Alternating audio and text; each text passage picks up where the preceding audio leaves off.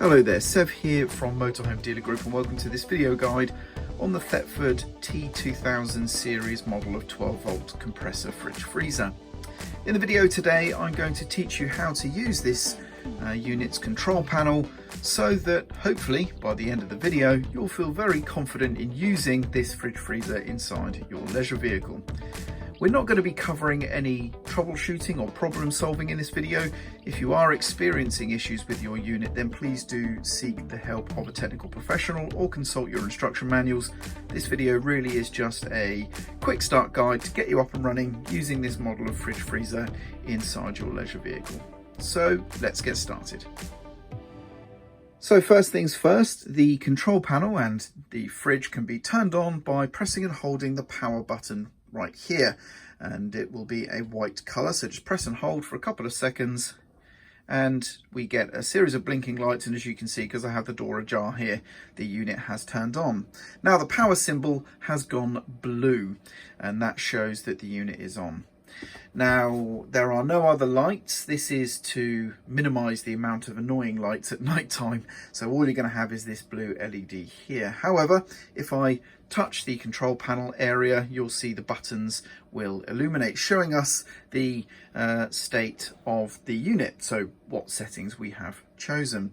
Now I cannot immediately change any settings no matter how much I press here.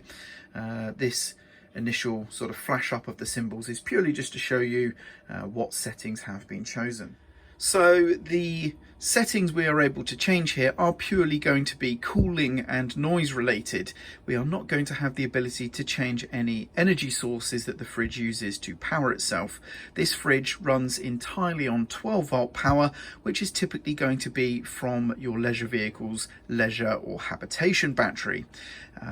This is a 12-volt compressor fridge. It is not a three-way fridge, the kind that can also use mains electricity or gas to power itself. This one solely runs on 12-volt power, which is again typically going to be from a leisure battery. So when you're going to be changing settings, all we're going to be changing is cooling settings, and then there is a noise related setting as well that we'll come to later.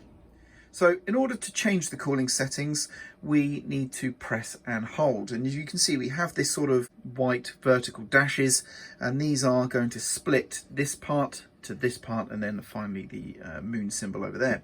The left-hand segment here is for the refrigerator, and if your unit has a freezer compartment, then this section here is going to be usable, and then of course we have the night mode as well.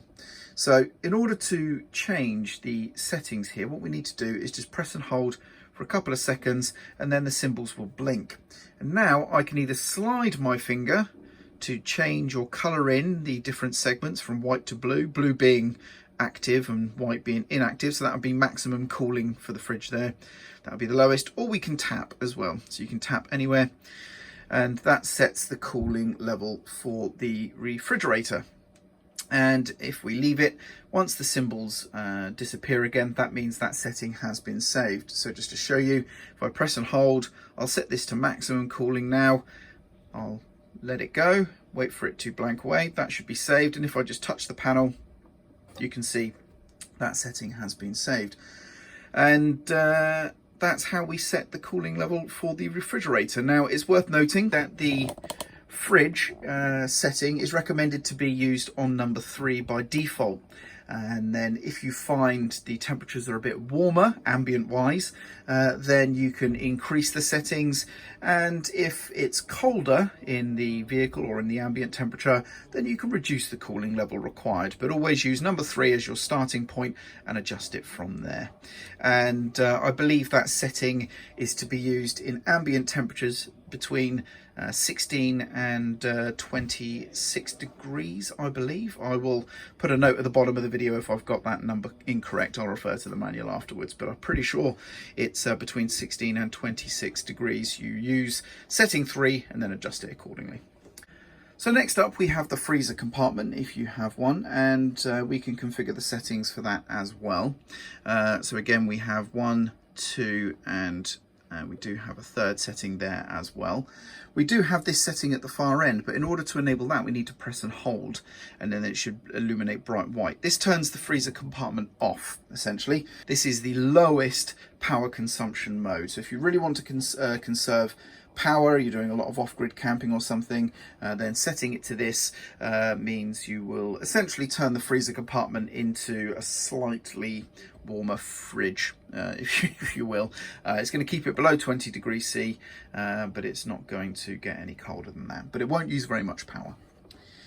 The next setting is going to be able to make ice cubes. It's going to keep the freezer compartment about -6 degrees depending on the ambient temperature, and again it's going to use very little power, so that's a good one there.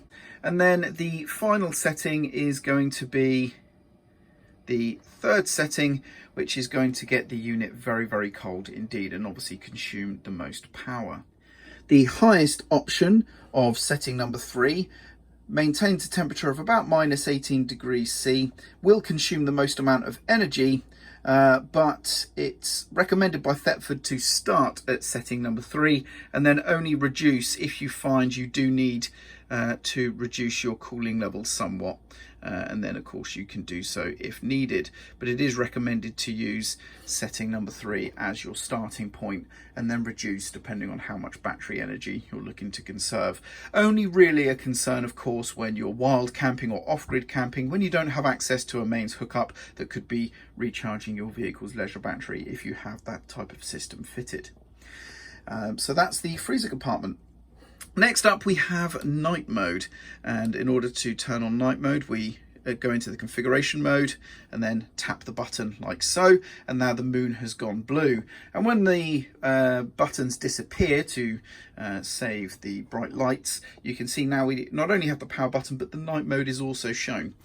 Now night mode is shown because when the unit needs to cool, especially at more higher cooling levels, the fridge freezer is going to make a lot more noise, and of course at night time that can be an issue. So you can turn on night mode here and that will try and keep the noise level of the unit down to a bare minimum, but bear in mind that comes at the cost of cooling power. So it will take a lot longer to reach the desired cooling levels in night mode. So that's why it's not recommended to stay in night mode and just enjoy a nice quiet unit, because it will take a very long time for the unit to make any temperature changes and get it cold. So only use night mode at night, and then when you're done, press and hold. The panel will blink as normal, and then tap the moon. It should go, or the blue should disappear. It should just go grey or white, and there we go, and that's it. It's disappeared, and now night mode is turned off and we're back to normal operation. And there we go. Now to turn the unit off, just simply press and hold the power button and the unit will turn off, and you can verify the power is off because the power symbol has now returned back to white. And there we go. That is it. That is how to use the Thetford T2000 series of 12-volt compressor fridge freezer. Hopefully you found this video useful. I'm Sev, and thank you very much for watching.